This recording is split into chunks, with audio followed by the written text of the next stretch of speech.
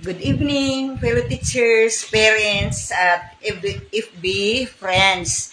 Sa gabing ito ay magsishare ako ng knowledge ko sa mathematics. I call it Islaverias techniques for pupils who cannot memorize the basic facts and no finger counting. Sa ngayon, ang uunahin natin ay ang addition. Addition muna. Now, we will divide the numbers into two groups. 1, 2, 3, 4, 5. Itong mga numbers na ito na 1, 2, 3, 4, 5, we call this young numbers.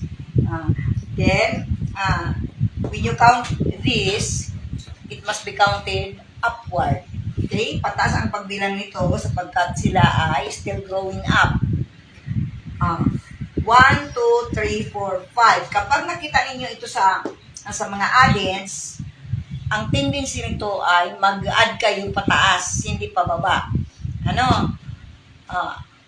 To avoid finger counting, dapat ang bibilangin ninyo ay ito. 1, yung mga edges lang ng number. 1, 2. No. Don't count this back part. Magiging 3 yan.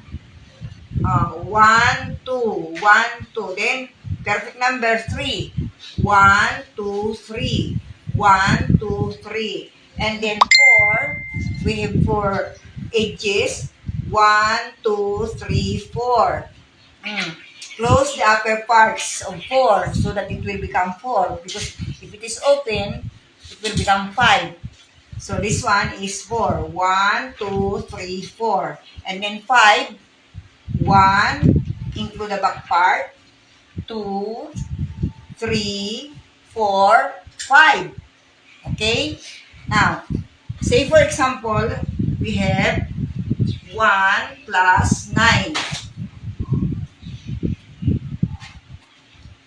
Always read first the bigger number and then continue counting upward to the smaller numbers. We have 9, 10. Observe proper alignment. 10. Yan o. This one we have, it's very close each other.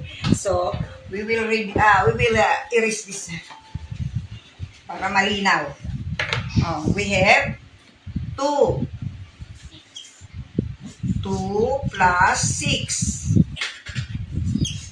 Read first the bigger number. 6, 7, 8. Proper alignment. And then we have 3, 8.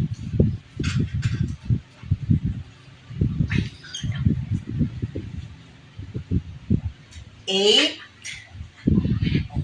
9, 10, 11. 5. This one is 4. Then we have again 7 or 9. 9 na muna. Read first the bigger number, 9, and then continue counting upward. 9, 10, 11, 12, 13. The answer is 13. Then we have 5. 5 plus 8. 8, 9, 10, 11, 12, 13. This is my first time na mag-live